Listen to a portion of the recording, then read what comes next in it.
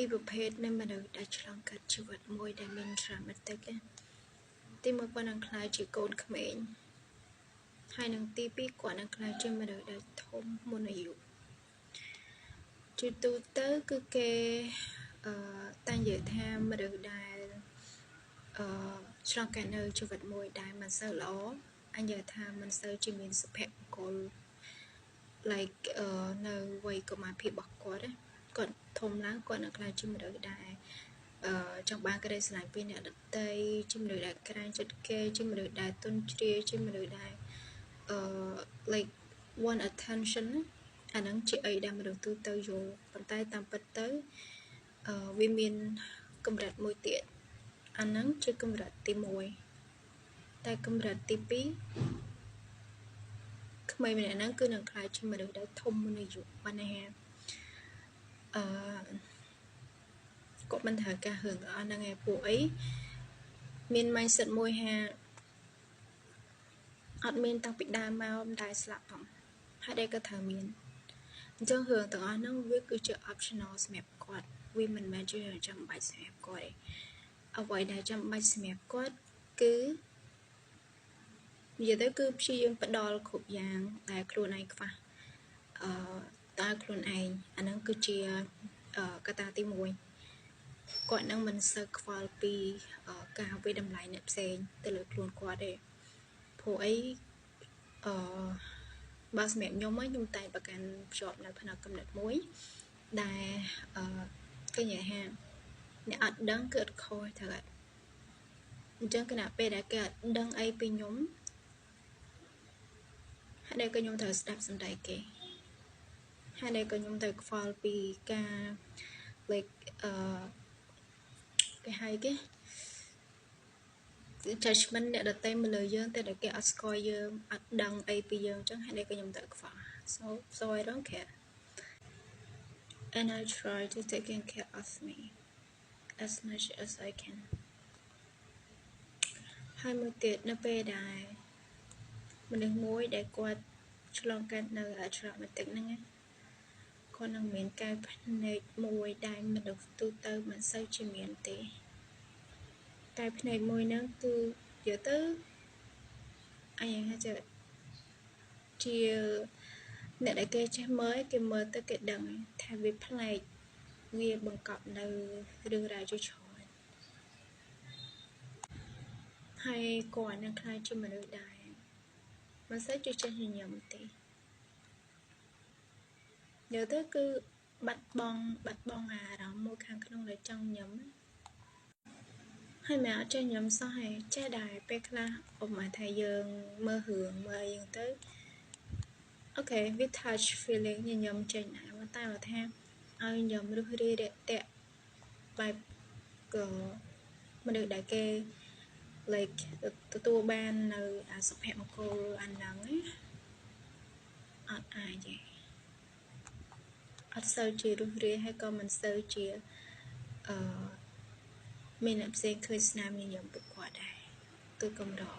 វាមានlike ដោយពេលអ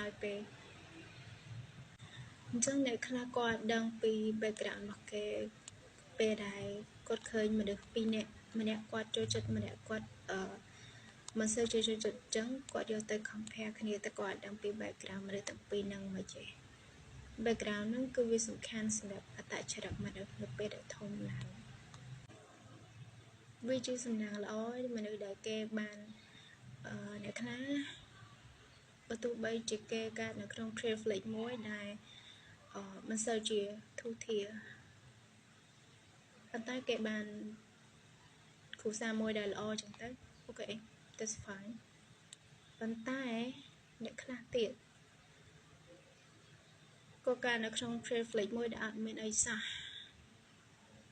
you know what I mean អត់មានអីសោះខ្ជិលបកស្រាយវាច្រើន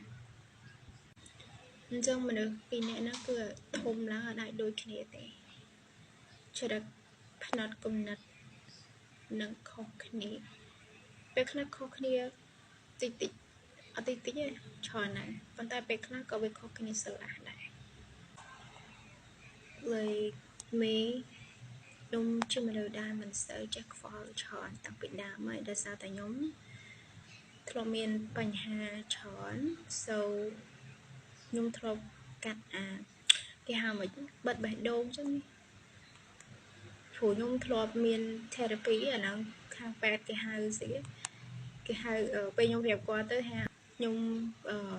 កាត់ផ្ដាច់ចំណងដែលចង់បានពីគេហ្នឹងណា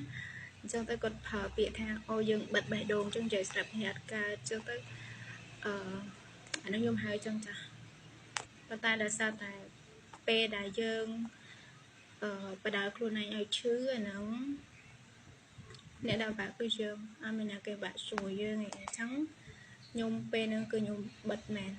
ពេលខ្ញុំបិទទៅគឺ everything going well ខ្ញុំរៀនកបកាយសុខភាពខ្ញុំក៏ល្អស្អីនិយាយទៅគឺពេលដែលខ្ញុំកាត់ផ្ដាច់ចំណងដែលចង់បាន like how to say ដែលចង់បានអារម្មណ៍ចង់ឲ្យគេយល់ចិត្តស្អីណារឿងទាំងអស់ហ្នឹងអាហ្នឹងពេលដែលខ្ញុំកាត់ចេញទៅខ្ញុំដើរលឿនគឺខ្ញុំអត់ចាយពេលវេលាអត់ប្រយោជន៍ទៅលើការស្មើសម័យការត្រាម៉ាស្អីច្រើននេះអញ្ចឹងពេលខ្ញុំផ្ដោតទៅលើគោលដៅរបស់ខ្ញុំអញ្ចឹងពេលខ្ញុំដើរលឿន and សំបីតើឥឡូវក៏ខ្ញុំមិនសូវបើកដែរខ្ញុំបើកតិចតិចទេអញ្ចឹងអាចជាមានអ្នកមួយចំនួនដែលគាត់គិតថាខ្ញុំតែឯងពេលខ្លះខ្ញុំតែឯងខ្ញុំអត់សូវខ្វល់ច្រើនធ្វើអីទៅម្នាក់ឯងទៅណាទៅម្នាក់ឯងអញ្ចឹងខ្ញុំអត់ខ្វល់ច្រើនខ្ញុំអត់មានតែការចាំគ្នាទៅណាទៅណីអីអត់ព្រោះអីវា everything វាមាន story គាត់ខ្ញុំមិនដែរនិយាយហើយខ្ញុំក៏មិនចង់និយាយ I just focus on my goal តែអ្នកខ្លះក៏គេយល់ដែរមិនដែលគេស្គាល់ខ្ញុំរៀងយូរឆ្នាំស្គាល់រៀងជិតស្និទ្ធតិចគេដឹងថាគ្រប់យ៉ាងដែលខ្ញុំធ្វើវាសុទ្ធតែមានហេតុផលច្បាស់លាស់ពីក្រោយគាត់តែម្នាក់ខ្ញុំវាមិនសូវចូលចិត្តនិយាយឆ